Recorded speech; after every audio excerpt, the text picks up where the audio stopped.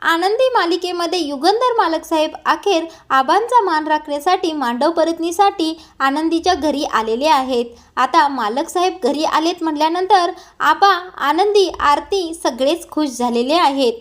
आता कालच्या भागामध्ये आपण असं पाहिलं होतं की आनंदी आरतीजवळ रडत असते आणि घरची सगळीच परिस्थिती तिला सांगत असते।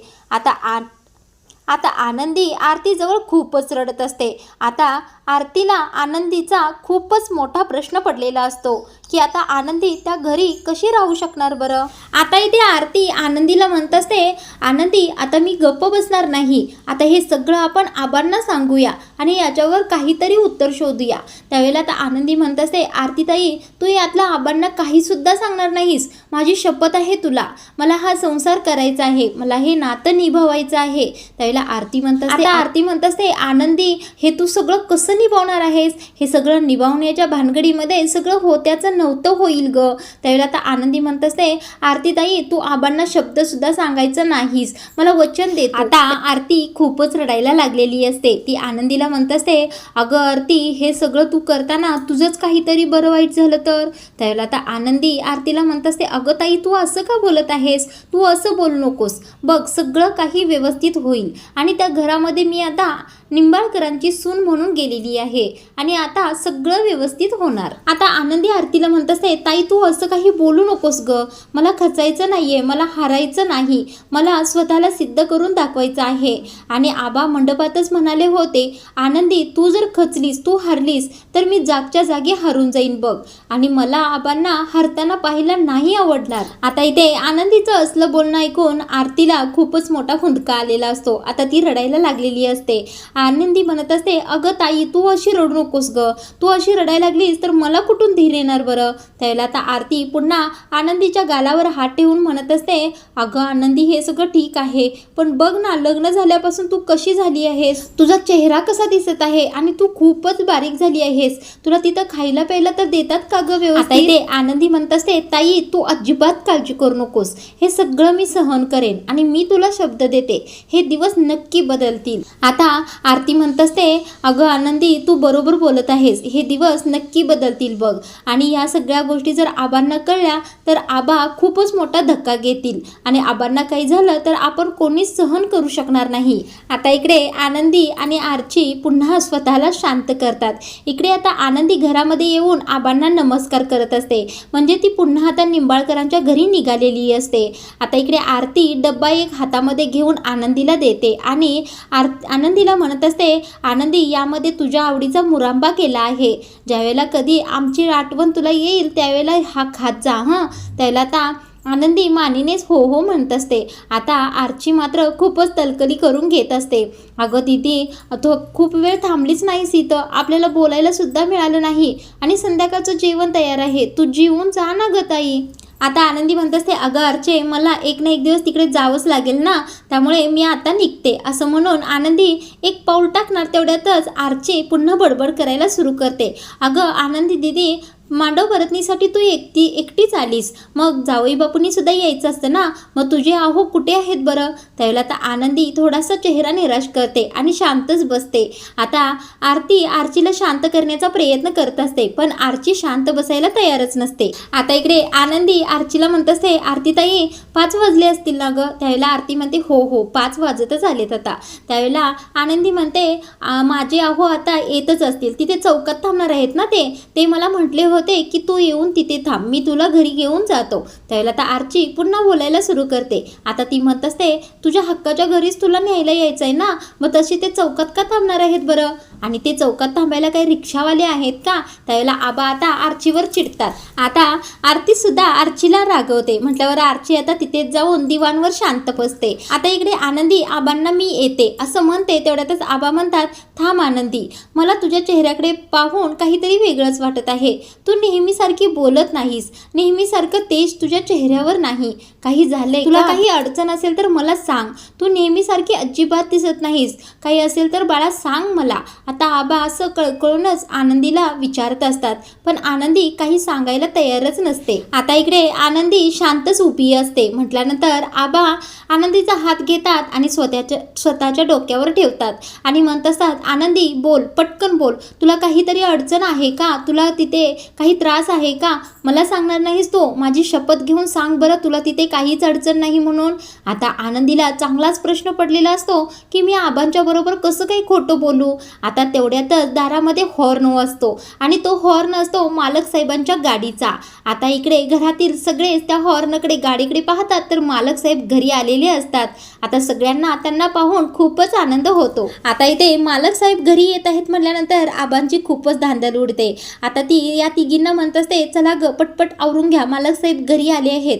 आता इकडे आरती पटकन मालक साहेबांना बसायला जागा स्वच्छ करून घेते. आता मालक साहेब आल्यानंतर आबा खूपच आदराने मालक साहेबांना नमस्कार करतात. आता मालक साहेब सुद्धा चौकटीजवळ मान खाली करूनच आबांच्या घरामध्ये येतात.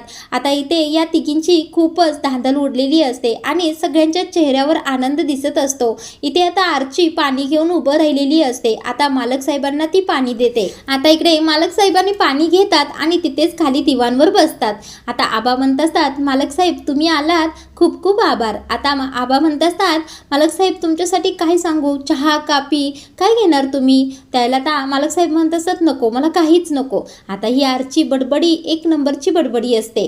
पुढे येते आणि पटकन म्हणते, अहो आबा जावई बापूंना तुम्ही चहा पाणी का विचारत आहात बरं? आपल्या घरी संध्याकाळचं जेवण तयार आहे ना, तर आनंदी दिदीला आणि जिजूंना एकत्रच आपण पानावर जेवायला वाढूया आणि मगच त्यांना घालवूया. आता इथे आरची अशी बडबड करत आहे पाहून आरती तिला पटकन स्वतःकडे ओढून घेते आणि गप्पच ग आरचे असं म्हणते. आता इकडे आबा हात जोडून मालक साहेबांची माफी मागतच म्हणत असतात. आता इकडे आबा मालक साहेबांच्या पुढे हात जोडूनच म्हणत असतात, माफ करा मालक साहेब, आरची थोडी लहान आहे ना, तिचं बोलणं तुम्ही मनावर घेऊ नका.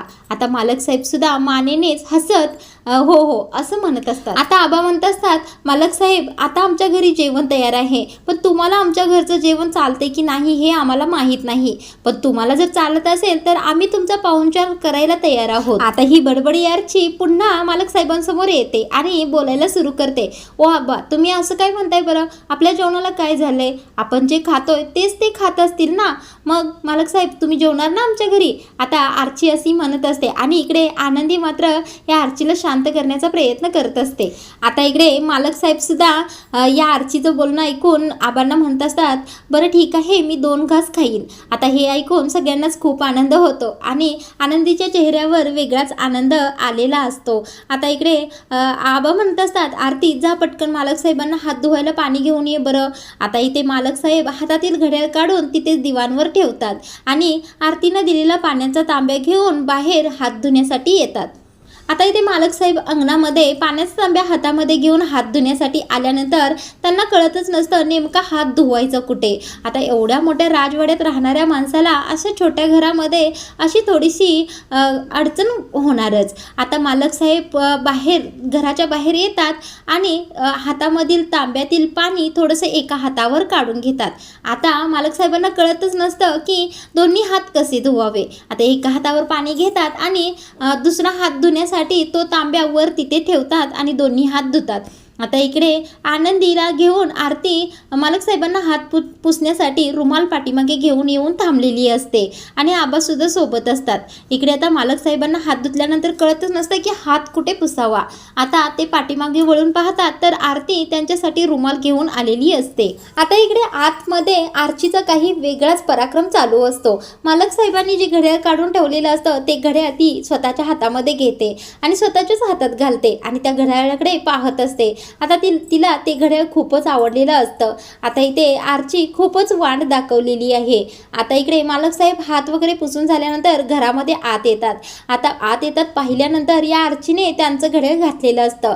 आता इकडे आबासुद्धा पाठीमागून आलेले असतात. आबा पाहतात तर आरचीनं हातामध्ये घड्याळ घालून ती तिच्या नादामध्येच गुंग असते. आता इथे आबा आरचीवर खूपच चिडलेले असतात. आता मालक साहेब आरचीनं ते घड्याळ तिच्या हातामध्ये घातलं आहे म्हटल्यानंतर खूपच चिडतात आणि आरचीला म्हणतात असतात, मला माझ्या वस्तूला कुणी हात लावलेलं अजिबात आवडत नाही. आता इकडे मालक साहेब चिडले आहेत ही त्या आर्चीला कळतच नाही. आर्ची म्हणत असते, काय झालं, मी तर तुमचं घड्याळ फक्त हातामध्येच घालून बघितले ना.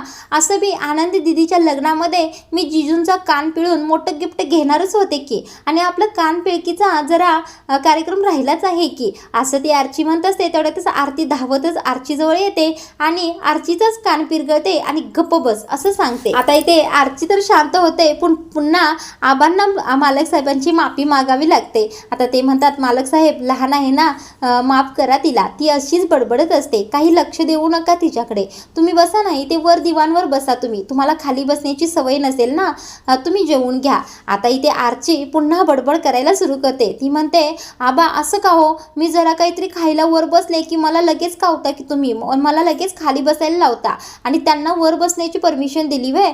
मालक साहेब तुम्ही सुद्धा खाली बसूनच जेवायला हवं, नाहीतर त्याच्यावर पुन्हा काहीतरी डाग पडला तर हे घरातले सगळे मलाच ओरडतील की तू हा डाग पाडला आहेस म्हणून. आता या आर्चीची बडबड ऐकून मालक साहेब म्हणत असतात, ही तर लईच बडबड करते की. त्याला आबा म्हणतात, हो हो हो. आता मालक साहेब म्हणतात, ठीक आहे, ती म्हणत आहे तर मी खाली बसतो. आबा म्हणतात, ठीक आहे तुम्ही बसा. आता आबा आरतीला म्हणत असतात, जाग या दोघांची ताटं घेऊन ये. आता आनंदी सुद्धा मालक साहेबांच्या शेजारी एक पाट ठेवलेला असतो त्याच्यावर ती जाऊन बसते. आता आरती दोघांच्यासाठी भाजी पोळीचं ताट घेऊन येते. आता इकडे आरतीने ताटं आणून ठेवल्यानंतर आबा म्हणतात, चला मालक साहेब घ्या आता सुरुवात करा. आता इकडे मालक साहेब घास घेणार आणि खाणार. इतक्यातच आर्ची पुन्हा बडबड करायला सुरू करते, थांबा थांबा मालक साहेब, तुम्ही असं कसं खाऊ शकता बरं, तुम्ही पहिल्यांदाच घरी आलात ना, लग्नानंतर पहिल्यांदा असं घरी आल्यानंतर उखाणा घेतल्याशिवाय जेवायचं नसतं.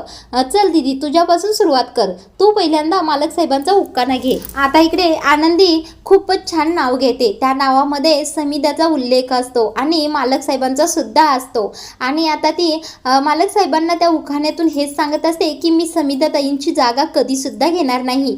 आता आनंदीने घेतलेलं नाव ऐकून आर्ची पुन्हा म्हणते की आता मालक साहेब तुम्ही नाव घ्या. त्यावेळेला आता मालक साहेबाच्या चेहऱ्याकडे पाहून आरतीला आणि आबांना खूपच टेन्शन आलेलं असतं. ही आर्ची काही केल्याने गप्प बसायला तयारच नसते. आता इकडे मालक साहेब काहीच बोलत नसतात, शांतच बसलेले असतात. आता आनंदी म्हणत असते, अगं आर्चे असं काय करतेस बरं, ते माझ्यासाठी देव आहेत, आपण देवाची एवढी पूजा करतो, देवाची स्तुती करतो, पण देवानेच जर आपलं नाव घेतलं आणि आपली स्तुती करायला लागले तर आपल्याला कसं वाटेल बरं. म्हणून मालक साहेबांनी माझं नाव घेतलं तर मला अवघडल्यासारखं होईल, त्यांनी माझं नाव घ्यायला नको. आता इकडे आनंदी असं बोलल्यानंतर आर्ची शांतच होते. आता हे दोघे जण जेवतात आणि आबांचा निरोप घेऊन निंबाळकरांच्या घरी निघतात. आता इकडे गाडी निम्म्या रस्त्यावर आलेली असते, तेवढ्यातच गाडी बंद पडते. आता गाडी बंद पडल्यानंतर ड्रायव्हर गाडीतून उतरतात आणि मालक साहेबांना म्हणत असतात की साहेब गाडीला काय झालंय ते मी पाहतो. आता ड्रायव्हर खाली उतरल्यानंतर आनंदी आणि मालक साहेब दोघेच गाडीमध्ये असतात. आता आनंदी मालक साहेबांना म्हणत असते की मालक साहेब तुम्ही आमच्या घरी आलात, जेवलात, माझ्या आबांच्या आनंदासाठी एवढं केलं, त्यांचा मान राखलात, त्याबद्दल खूप खूप थँक्यू. त्यावेळेला मालक साहेब म्हणत असतात, अगं कशाला आभार मानतेस, कशाला थँक्यू म्हणतेस, पूजे दिवशी तू जे माझ्यासाठी केलंस त्याचीच परतफेड समज. त्यावेळेला आनंदी म्हणते, मालक साहेब परतफेडीची भाषा करू नका, कारण तुमचे आमच्यावर एवढे उपकार आहेत आणि तुमच्यामुळेच मी आज आहे आणि माझ्या आबांच्यावर तुमचे खूप उपकार आहेत, मी ते कसे फेडणार बरं. आता इकडे या दोघांचं बोलणं झाल्यानंतर मालक साहेब त्या ड्रायव्हरशी बोलण्यासाठी गाडीतून खाली उतरतात आणि दरवाजा लावतात. आता आनंदी गाडीमध्ये एकटीच असते. इकडे मालक साहेब ड्रायव्हरला म्हणत असतात, अरे काय झालं आहे गाडीला.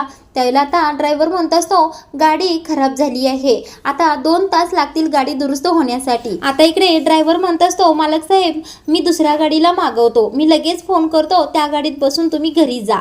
आता मालक साहेब सुद्धा हो म्हणतात.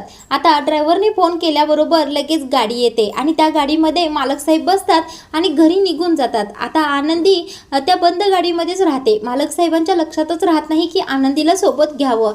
आता इकडे मालक साहेब गाडीतून निघून गेल्यानंतर ड्रायव्हरचं लक्ष आनंदीकडे जातं. आता आनंदीला ड्रायव्हर म्हणत असतात, अहो आनंदी ताई तुम्ही गेला नाहीत का, मालक साहेब गेले की. त्यावेळेला आनंदी म्हणत असते, मालक साहेब गेले आणि मी इथेच एकटी. त्याला ड्रायव्हर म्हणत असतात, आनंदीताई तुम्ही थांबा, मी मालक साहेबांना फोन करतो, ते परत येतील आणि तुम्हाला सोबत घेऊन जातील, तुम्ही घाबरणार तर नाही ना? त्याला आनंदी म्हणत असते, नाही नाही मी घाबरणार नाही, तुम्ही पटकन मालक साहेबांना फोन लावा. आता ड्रायव्हर फोन लावायला जातो तर ड्रायव्हरचा फोन स्विच ऑफ झालेला असतो. आता येऊन ड्रायव्हर आनंदीला सांगत असतो की माझा फोन स्विच ऑफ झाला आहे, मी इकडेच कुठेतरी जवळ जाऊन एखाद्या दुकानामध्ये फोन मिळतोय का ते पाहून येतो, तोपर्यंत तुम्ही गाडीमध्येच बसा आणि अजिबात घाबरू नका. त्यावेळेला आनंदी म्हणत असते, हो तुम्ही जा, मालक साहेबांना पटकन फोन लावा, मी अजिबात घाबरणार नाही, मी इथेच बसते. आता आनंदी गाडीमध्ये एकटीच असते आणि पुढील भागामध्ये आपल्याला विद्याधर पुन्हा आनंदीची छेड काढताना पाहायला मिळणार आहे. आता विद्याधर ज्यावेळेला आनंदीची छेड काढतो त्यावेळेला आनंदी सैरवैर धावतच युगंधरच्या जवळ जाणार आहे. आता युगंधर आणि बाकीच्या घरच्यांच्या समोर विद्याधरचं हे सत्य आलेलं आहे की तो आनंदीच्या पाठीमागे लागलेला आहे. तर प्रेक्षकांनो, येणाऱ्या भागांमध्ये आपल्याला या विद्याधरला युगंधर काय शिक्षा देतोय तेच पाहायला मिळणार आहे. आनंदी मालिकेचे रिव्ह्यू नियमित ऐकण्यासाठी चॅनलला सबस्क्राईब करून ठेवा.